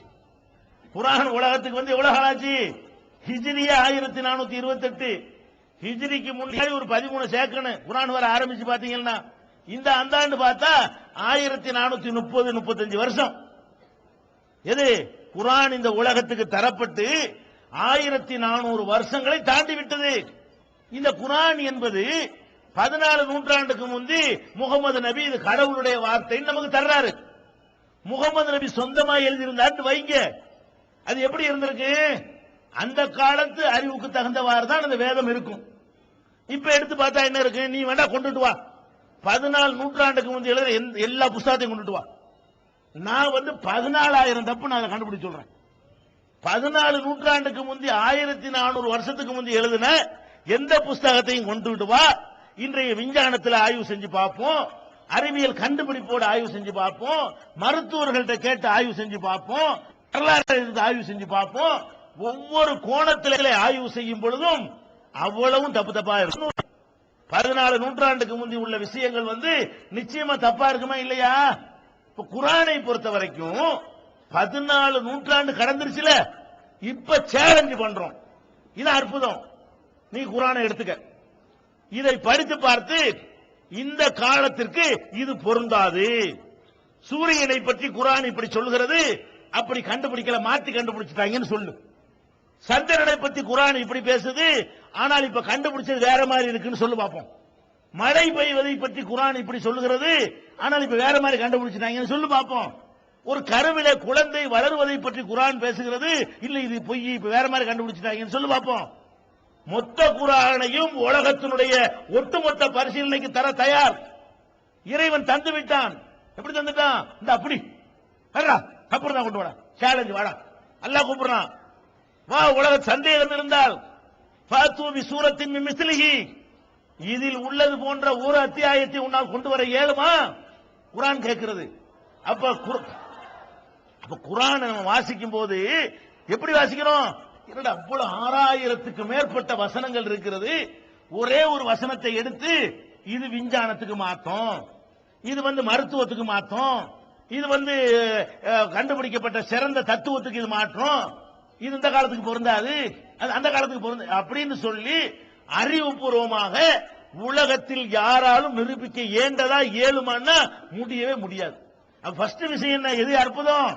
ஒரு புஸ்தகம் 14 நூற்றாண்டை கடந்த, இன்னும் சொல்ல போனால் வேதங்கள் சொல்றாங்கல்ல, வேதங்கள், வேதத்துக்கு வேற ஒரு பெயரையும் வச்சிருப்பாங்க, மறைன்னு சொல்லுவாங்க. மறைண்டா வேதம் ஒரு அர்த்தம் இருக்கிறது, அதுக்கு இன்னொரு அர்த்தம் இருக்கிறது. மறைண்டா என்ன? மறைச்சியல். மறைண்டா என்ன? மறைச்சிருன்னு. அதுல தப்பு தவறு இருக்குதான் செய்யும். மறைச்சிரு, எல்லாருக்கும் கொடுத்துறாத, இது குறிப்பிட்ட சாரார் தான் படிக்கணும், அனைவரும் படிச்சிடக்கூடாது, ஒரு சாரார் படிச்சா காதுல ஈயத்தை கட்சி ஊத்துவோம் என்றெல்லாம் வேதங்களை மக்கள் சிந்திக்க கூடாது. வேதங்கள் என்றால் கண்ணை மூடிக்கொண்டு நம்ப வேண்டும், அதுல தப்பு தவறு இருந்தாலும் நீ பார்க்க கூடாது அப்படின்னு எல்லா வேதங்களும் சொல்லும் பொழுது இந்த ஒரு வேதம் சொல்லுது படி, சிந்தி, தப்பு இருந்தா எடுத்து காட்டு. ஆச்சரியமா இல்ல? அதிசயமா இல்ல? இது இப்படி எவனுக்கு முடிஞ்சது? உலகம் தோன்றிய காலத்தில் இருந்து இந்த 20ஆம் நூற்றாண்டு வரைக்கும் எவனாச்சு, எந்த கொம்பனாச்சு, எந்த பல்கலைக்கழகமாச்சு, எந்த ஒரு அரசாங்கமாச்சும், எந்த ஒரு நிறுவனமாவது ஒரு புத்தகத்தை வெளியிட்டு இதில் எவனும் தவறு காண முடியாது என்று அறைகூவல் விட முடியுமா? இது கடவுளின் வார்த்தையாக இருக்கிற காரணத்தினால் அவன் 1400 வருஷத்துக்கு முந்தி சொல்றான், இன்னைக்கு உள்ளதே மெய்ப்பிக்குது. ஏன்? அவன் தானே படைச்சான். மழை பெய்யறத பத்தி அவன் சொன்னான்னு சொன்னா அவன் என்ன சொன்னான்னு அப்படித்தானங்க இருக்கு. அவன் தானே மழையை பெய்ய வைக்கிறான். இவங்க கண்டுபிடிச்சு மாறிக்கிறமா? அப்ப இது கடவுளே கொடுத்த காரணத்தினால்தான் குர்ஆன் எதை பேசினாலும் சரி பேசாம இல்ல. சூரியனை பேசுகிறது, சந்திரனை பேசுகிறது, பூமியை பேசுகிறது, மழையை பேசுகிறது, தாவரங்களை பேசுகிறது, அவற்றுடைய செயல்பாடுகளை பேசுகிறது, எறும்பு, தேனி என்று ஜீவராசிகளை பற்றி பேசுகிறது, இலைவிலைகளை பற்றி பேசுகிறது, காற்றை பற்றி பேசுகிறது, வாழுகிற பூமியை பற்றி பேசுகிறது, கடலை பற்றி பேசுகிறது, அதில் உள்ள அலையை பற்றி பேசுகிறது, பூமிக்கு அடியில் உள்ள நிலத்தடி நீரை பற்றி பேசுகிறது. எதை பேசினாலும் இந்த 20ஆம் நூற்றாண்டில் வாழ்கிற மேதை பேசுவான அதை விட சிறப்பாக பேசுகிறது. குர்ஆன் பேசுது. எதை பேசினாலும் சரி, இன்னைக்கு வா, எந்த மேதை இதை பத்தி சொல்லி இருக்கிறான், கரெக்டான கொண்டா, இந்த பார் குர்ஆன. இன்னும் சொல்ல போனா அவனுக்கு சொல்லி கொடுக்கிற மாதிரி இருக்கும். ஒண்ணு அவனுக்கு ஈக்குவலா பேசும், இல்லை என்று சொன்னால் அவனுக்கு தப்பை சொல்லிக் கொடுக்கக்கூடிய வகையில குர்ஆனுடைய ஒவ்வொரு அறிவிப்பும் இருப்பதை பார்க்கிறோம். ஃபர்ஸ்ட் அற்புதம் எது? குர்ஆன் 14 நூற்றாண்டுகளாக எந்த மனிதராலும், இன்னும் உலகத்தில் நான் கேட்கிறேன், உலகத்தில் அதிகமா எதிர்க்கப்படுற மார்க்கம் எதுங்க? இஸ்லாம் தான். எல்லா வகையிலையும் என்ன மாச்சு ஒண்ணு நடந்தா உடனே இஸ்லாத்தை டேமேஜ் பண்றது, இஸ்லாத்தின் மீது முத்திர குத்துறது. எவனாச்சு நாலு கிறுக்கு போயிடுவோம், என்னத்தையா குண்டை வச்சுட்டான்னு வைங்களேன், இஸ்லாமே அதை சொல்லுதுங்கிற மாதிரி காட்டி அப்படியே இஸ்லாத்தின் பக்கம் மக்கள் வெறுக்கணும் என்றெல்லாம் சர்வதேச அளவில் திட்டம் தீட்டப்பட்டு அறிவு ஜீவிகளால் அது பரப்பப்படுகிறது. இப்படி எல்லாம் பண்றீங்களப்பா, இஸ்லாத்தை ஒழிக்கிறதுக்கு உங்களுக்கு ஆசை தானே, இது செய்யுங்கள. எதை செய்யுங்க? குர்ஆனை உங்க கையில் எடுத்துக்கிட்டு இது மிஸ்டேக் கொண்டு வாப்போம், ஈஸியா ஒளிஞ்சிருமே. குர்ஆன்ல தப்புன்னு நீ நிரூபிச்சு காட்டிவிட்டால் உன் ஆசை நிறைவேறிடுமே. முடியாது. முடியாத காரணத்தினாலதான் நல்லா கவனிங்க, ஒவ்வொரு மதத்துக்காரனும் இன்னொரு மதத்துக்காரனை திட்டுவான். எதுல திட்டுவான் தெரியுமா? அந்த மதத்தினுடைய புராணத்தில் போய் திட்டுவான், அதனுடைய வரலாறுல திட்டுவான், அதனுடைய சட்டங்கள்ல போய் திட்டுவான். நம்மளை திட்டும் போது மட்டும்தான் எங்க வைக்குவான்? நம்மள உள்ள நாலு கிறுக்கு பயில இருக்கான அதை திட்டுவான். எதை திட்ட முடியாது? குர்ஆனை திட்ட இயலாது. அடே நீ புராண இதிகாசங்களை எடுத்து அது தப்பு, இது தப்பு, அப்படியே ராமர் பாலம் கட்டியிருப்பாரா, கடல் கடியில் இருக்குமா, இப்படி எல்லாம் கேட்பீல.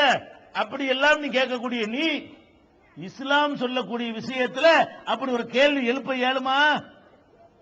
எழுப்ப இயலாது. அதனால அந்த அளவுக்கு ஒரு அற்புதமான முறையில திருமறை குர்ஆனை எல்லாம் தந்திருக்கிறான். எப்படின்னு பாருங்களேன். சில விஷயங்கள் ஆச்சரியப்படக்கூடிய விஷயங்கள் எப்படியெல்லாம் ஆச்சரியப்படுறோம் என்று பார்த்தீங்கன்னு சொன்னா, ரசூல் சார் நபிகள் நாயகத்துக்கு முன்னாடி மூசா, கிறிஸ்தவர்கள் மோசே என்று சொல்லுவார்கள், நம்ம மூசா என்று சொல்லுவோம். மூசா என்று ஒரு தூதர் இருந்தார். அவர் நபிகள் நாயகத்திற்கு ரொம்ப காலத்துக்கு முந்தைய ஒரு தூதர். அவர் போய் நபிகள் நாயகத்தை போலவே ஒரு கடவுள் கொள்கையை சொல்கிறார். அவருடைய எதிரி யாரு என்றால் ஃபிரௌன். ஃபிரௌன்கிற ஒரு ராஜா. ஃபிரௌன்கிறவன் யாரு? ஒரு மன்னன், கொடுங்கோல் மன்னன். அவனுக்கு போய் இந்த மார்க்கத்தை சொல்றார். யாரு? மூசா நபி. அவன் எதிர்க்கிறான். யார் எதிர்க்கிறா? மூசா நபி சொன்ன அந்த போதனையை ஃபிரௌன் என்ற கொடியவன் எதிர்க்கிறான். எதிர்த்தவன ரெண்டு பேருக்கு மத்தியில் பலவிதமான மோதல்கள் நடக்கிறது, கருத்து பரிமாற்றங்கள் நடக்கிறது, பல போட்டிகள் நடக்கின்றன, பல விவாதங்கள் நடக்கின்றன. இதற்கெல்லாம் பிறகு மூசா நபியின் பக்கம் மக்கள் கொஞ்சம் கொஞ்சமா அதிகமா சேர்ந்து கொண்டே வருகிறார்கள். கடைசியாக ஃபிரௌன் என்ன பண்றான்? இவரை காலி பண்ணிடணும், மூசாவை காலி பண்ணிடணும் என்று திட்டமிட்டு அவரை ராணுவத்தோடு விரட்டிக்கிட்டு வர்றான். இதை கேள்விப்பட்டு மோசே ஓடுறார். மோசே என்ன செய்யறார்? மூசா நபி ஓடுகிறார், தன்னுடைய சீடர்களோடு தோழர்களோடு ஓடுகிறார். ஃபிரௌன் விரட்டி கொண்டே வர்றான். விரட்டிக்கிட்டே வந்தா எதிரில் கடல். அவன் விரட்டிக்கிட்டு வர்றான், எதிரில் கடல் குறுக்கிடுகிறது. கடல் வந்தா என்ன செய்ய? கடல் இறங்க முடியுமா? விரட்டிக்கிட்டு வரும்பொழுது தரையாய் இருந்தா ஓடிக்கிட்டே இருக்கலாம். விரட்டிக்கிட்டு வரும்போது எதுக்கு என்ன வருது? கடல் குறுக்கிடுகிறது. அப்ப கடலுக்குள்ள இறங்கினா காலி, நின்றாலும் காலி, திரும்பி ஓடினாலும் காலி, பிடிச்சிருவான். அப்ப ஒன்னும் செய்ய முடியாத நிலையில மூசா தடுமாறுகிறார். அப்புறம் என்ன வருது?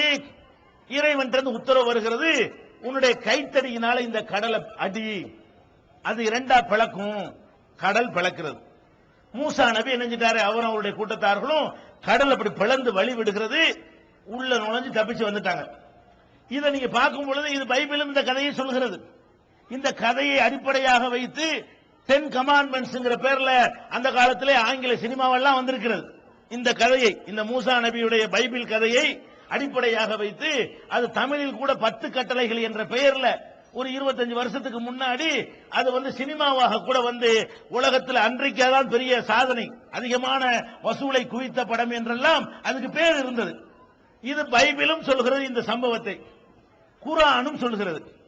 ஆனால் இந்த சம்பவத்தை போய் யார்த்தையா சொன்னா நம்புவானா? சொன்னா நம்புவானா? அது எப்படி? கடல் எப்படி தண்ணி போய் நிக்குமா? பிளந்து தனியா நிக்குமா? நிக்காது. கடல் பிளந்து வழி விட்டுச்சு என்று சொன்னால் அது ஒரு கட்டுக்கதை, ஒரு பிராணம் என்கிற மாதிரி தான் எல்லாரும் நினைப்பார்கள். ஆனால் இஸ்லாம் இது மாதிரியான அதிசயங்களை சொல்லுமையானால் அந்த அதிசயத்தை நம்புவதற்கு ஏற்ற தடயங்களையும் ஆதாரங்களையும் புரூஃப்களையும் சேர்த்து சொல்லும். பைபிள்ல இவ்வளவுதான் இருக்கும், மூழ்கடிக்கப்பட்டது மட்டும் இருக்கும். குர்ஆனில் இருக்கிறது, நபிகள் நாயகத்துக்கு சொல்லப்பட்ட குர்ஆனில் இருக்கிறது, முகமதே இந்த ஃபிரௌன் என்பவன் மூசா நபி காப்பாற்றப்படுறார்ல, காப்பாற்றப்பட்ட உடனே நமக்கு இந்த கடலுடைய வழி இருக்கும் நினைச்சுட்டு ஃபிரௌன் இறங்குறான். அவன் மூழ்கி செத்து போயிட்டான். இவங்க கரை ஏறி முடிகிறாங்க, இவன் அழிஞ்சு கடல்ல மூழ்கடிக்கப்பட்டு செத்துட்டான். இதை பற்றி குர்ஆன் பேசும் பொழுது, முகமதே இந்த சம்பவத்தை மெய் என்று நிரூபிக்கக்கூடிய ஒரு சான்றை நான் விட்டு வைத்திருக்கிறேன். குர்ஆன் சொல்லுது. இது பார்த்தா நம்புற மாதிரி இல்ல, பார்த்தா நம்புற மாதிரி இருக்கா? நம்புற மாதிரி இல்ல. யார் நம்புவானா? கடல் பிளந்து அப்படி பாதை கிறுக்கு பிள்ளை யார்கிட்ட சொல்றேன்னு கேட்பான், காதுல பூ சுத்தினால போய் சொல்லுன்னு கேட்பான். அப்ப கடல் பிளந்து வழி விட்டுச்சுன்னு சொல்லி நிறுத்திக்கிட்டோம்னு சொன்னா அதை எப்படி அறிவுள்ளவன் நம்புவான்? நம்ப மாட்டான். குர்ஆன் சொல்லுகிறது, முகமதே இந்த சம்பவம் உண்மை, இது நிச்சயமாக நடந்தது என்பதற்கு நான் ப்ரூஃப் வைத்திருக்கிறேன், உனக்கு ஆதாரத்தை விட்டு வைத்திருக்கிறேன். என்ன ஆதாரம் தெரியுமா? இந்த ஃபிரௌன் என்பவன் எப்பவோ உனக்கு பலகாலத்துக்கு முந்தினவன், அவனுடைய உடலை நான் பாதுகாத்து வைத்திருக்கிறேன். குர்ஆன் சொல்லுது, அல் யௌம நுனஜ்ஜீக பிபதனிக, லிதகூன லிமன் கல்ஃபக ஆயா, உனக்கு பின்னால் உள்ளவர்களுக்கு எடுத்துக்காட்டாக இருப்பதற்காக ஃபிரௌனுடைய உடம்பை நான் பாதுகாத்து வைத்திருக்கிறேன் அப்படின்னு குர்ஆன் சொல்லுகிறது. இப்ப இந்த ஃபிரௌன்ங்கிறவன் அப்ப ரசூலுல்லாஹ் காலத்தில் இந்த உடம்பு எடுக்கல. குர்ஆன் சொல்லக்கூடிய காலத்தில் எங்கேயும் ஃபிரௌனுடைய உடல் இல்ல. பிறகு ஒரு 100 ஆண்டுக்கு முன்னாடி, அதாவது நபிகள் நாயகத்து காலத்துக்கு 1300 வருஷத்துக்கு அப்புறம் இந்த கடல் வழி ஆராய்ச்சி செய்யக்கூடியவர்கள் ஒரு கடற்கரை ஓரமாக ஈஜிப்ட்ல எகிப்துல ஆட்சி புரிஞ்சான். அங்க போய் சோதிக்கும் பொழுது ஒரு பனிப்பாறை, ஐஸ் கட்டி மாதிரி பனிப்பாறைக்கு உள்ள ஒரு உடல் எடுக்கப்படுகிறது. ஒரு உடல் இருக்கிறது. எங்க இருக்கிறது? ஐஸ் கட்டிக்கு உள்ள அந்த உடல் இருக்கிறது. அதை உடைச்சி எடுத்து பக்குவமா கொண்டு வந்து அதை பலவிதமான சோதனைகளுக்கு உட்படுத்துகிறார்கள். என்ன சோதனை? ஒரு பொருள் எத்தனை வருஷத்துடைய பொருள்னு சொல்லி இப்ப கண்டுபிடிக்கலாம். இன்னைக்கு மனிதன் நாலேஜ் எந்த அளவுக்கு இருக்கிறான்னு கேட்டா, கார்பன் டெஸ்ட் உள்பட பல டெஸ்டுகள் இருக்கிறது. அந்த சோதனைகளை உட்படுத்தி பார்த்தால் இது இத்தனை ஆண்டுகளுக்கு முந்தியது என்று கரெக்டா கண்டுபிடிக்க முடியும். இந்த உடம்ப அவங்க சோதனைக்கு உட்படுத்துறாங்க. உட்படுத்தி பார்த்தால் இது 3000 ஆண்டுகளுக்கு முன்னாடி வாழ்ந்த ஒரு பாடி. இது கடல்ல மூழ்கி இருப்பதற்குரிய தடயம் அதுல இருக்கிறது. மூழ்கி அழுகி போகாமல் கரை ஒதுக்கப்பட்டு அதுல பனிப்பாறை பொழிந்து, பனிக்குள்ள ஐஸ்குள்ள இருந்தா கெட்டு போவாதுல, கெட்டு போகாம ஐஸ் பாறைக்குள்ள வைக்கப்பட்டு அது பாதுகாக்கப்பட்டு இருக்கிறது. இந்த ஐஸ் பாறைக்கு உள்ள போய பல ஆயிரம் வருடங்கள் இருக்கும் என்று ஆய்வு செய்யறான். அந்த ஃபிரௌனுக்கு சொல்லப்படக்கூடிய குணாதிசயங்கள், அந்த காலத்து மக்களுடைய உயரம், அந்த அவங்களுடைய அமைப்புகளை பற்றிய வரலாறுகள் எல்லாத்தையும் ஆய்வு செய்து இது எகிப்தை ஆட்சி புரிந்த ஃபிரௌனுடைய உடல் என்று யார் சொல்றா? நம்ம சொல்லல, மேற்கத்திய விஞ்ஞானிகள் ஆய்வு செய்து இது நேத்து போன உடல் இல்ல, போன வருஷம் புதைஞ்ச உடல் இல்ல அப்படின்னு கண்டுபிடிக்கிறாங்க. இப்ப நம்ம சிந்திக்க வேண்டிய விஷயம் என்ன தெரியுமா? நபிகள் நாயகம் காலத்திலேயே இந்த உடலை தூக்கி அல்ல வெளியே போட்டான்னு வைங்க, அதை எப்படி ப்ரூவ் பண்ணுவோம்? அந்த காலத்தில் எடுத்து வெளியே போட்டா அன்னைக்கு அழுகி போயிடும், முடிஞ்சு போச்சு கதை. இதான் ஃபிரௌனுடைய உடல் என்று சொன்னா அதை ஆதாரத்தோடு நிரூபிக்க இயலுமா? நிரூபிக்க இயலாது. எந்த காலம் வரைக்கும் எல்லாம் பாதுகாக்கிறான்? எந்த காலத்துல மனுஷனுடைய அறிவு இப்படி வளருமோ? எப்படி வளரும்? இது இத்தனை வருஷத்துக்கு முந்தினதுங்கிற நாலேஜ் எப்ப மனுஷன் பெறுவானோ, அந்த உடலை எடுத்த பிறகு திரும்பவும் எப்ப பாதுகாப்பானோ, உடலை எடுத்துட்டோம், தோண்டி எடுத்துட்டோம், அப்புறமேல அந்த உடலை பாதுகாக்கணுமே அப்படிங்கிற ஒரு அறிவை என்னைக்கு பெறுவான்னு காத்துக்கிட்டு இருந்து போன நூற்றாண்டுல இந்த உடலை வெளியே தள்ளுறான் இறைவன். இன்றைக்கு நவீன சாதனங்களை பயன்படுத்தி அந்த உடல் எகிப்துடைய மியூசியத்தில் பாதுகாக்கப்பட்டு வருகிறது. அப்ப உன்னுடைய உடம்பை பாதுகாப்போன்னு இப்ப பார்க்கும் பொழுது அப்ப 3000 வருஷத்துக்கு முந்தினவங்கிறது தெரிகிறது. அது அப்ப தண்ணியில மூழ்கி போனாங்கிறது தெரிகிறது. மூழ்கி ஊதி போன நிலையில அவன் ஐஸ் பெட்டிக்கு வர்றது தெரிகிறது. அதனுடைய வருஷத்தை சொல்லுகிறது. இதையெல்லாம் வைத்து பார்த்து அந்த உடல் இவனுடைய உடல் தான். இந்த உடல் எப்படி அல்லாஹ் என்ன செய்யறான்? கடலுக்குள்ளே விட்டுருந்தான்னு வைங்க, மீன் நின்று போயிருக்கும். அல்லது கரையில ஒதுக்கி சும்மா போட்டான்னு வைங்க, அழுகி போயிருக்கும். அவனை கரைக்கும் கொண்டு வந்து அப்படி கடலை நவத்தி விட்டு, கடல் நவந்து போயிருக்கா இல்லையா? கடல் சில இடங்கள்ல நீங்க பாத்தீங்கன்னு சொன்னா கடல் இருக்கிற இடத்த முன்னாடி வந்திருக்கும். சில இடங்கள்ல கடல் இருந்த இடத்த விட்டு பின்னாடி ஓடி போயிருக்கும். கடல் சில இடங்கள்ல நீங்க பாத்தீங்கன்னு சொன்னா கடல் இருக்கிற இடத்த முன்னாடி வந்திருக்கும். சில இடங்கள்ல கடல் இருந்த இடத்த விட்டு பின்னாடி ஓடி போயிருக்கும். நீங்க இந்த பக்கத்துல பார்க்கலாம், பூம்புகார் பாத்திருக்கீங்களா? பூம்புகார் இப்ப ஒரு ஊர் இருக்குல்ல, இதா பூம்புகாரு? இது பூம்புகாரு இல்ல. இந்த பூம்புகாருடைய வரலாற்று பேர் என்ன? காவிரி பூம்பட்டினம்னு சொல்லுவாங்க. அதுலதான் இந்த சிலப்பதிகாரம் நடந்ததான்னு சொல்றாங்கல்ல. கண்ணகி கோவலன் எல்லாம் வாழ்ந்த ஊருங்கிறாங்கல்ல, அந்த ஊர் தான் காவிரி பூம்பட்டினம்.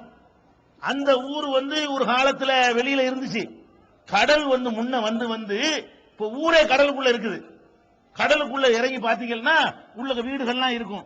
அதுக்கு நினைவாக கருணாநிதி என்ன பண்றாரு?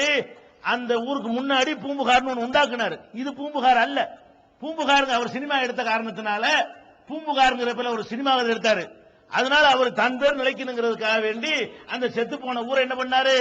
புதுசா வெளியில உண்டாக்குனாரு. ஆனா ஊர் உள்ள இருக்குது, ஊர் வெளியே இல்ல. இந்த மாதிரி என்ன நடந்திருக்கு தெரியுமா? கடற்கரையில ஒதுங்கின பிறகு கடலையை அல்ல உள்வாங்க வச்சுட்டான். உள்வாங்க வச்சுட்டு இத பனி பிரதேசமாக்குறான். பனிக்கு அடியில் இந்த உடலை போட்டு மூடி வைக்கிறான். எந்த காலத்துல உடலை பாதுகாப்பாங்களோ அது வரைக்கும் பாதுகாக்க வைத்து இப்ப எடுத்து தூக்கி போட்டு ரிப்போர்ட்டுகளை போடுறாங்க. உலகம் முழிக்குது. எப்படிடா இது? இது எப்படி நம்ப முடியாத ஒரு சம்பவமா இருந்தாலும் அதுக்கு பொறுப்பு வச்சிருக்கான். இறைவன் நினைத்தால் நடக்கும். அப்ப இந்த மாதிரியான ஒரு அதிசயத்தை நம்ம பார்க்கிறோம். அதே மாதிரி ஒரு காலத்துல நோவாண்டு ஒருத்தர் இருந்தார். நோவாண்டா யாரு? எதுக்கு நான் சொல்றேன்னு கேட்டா, சில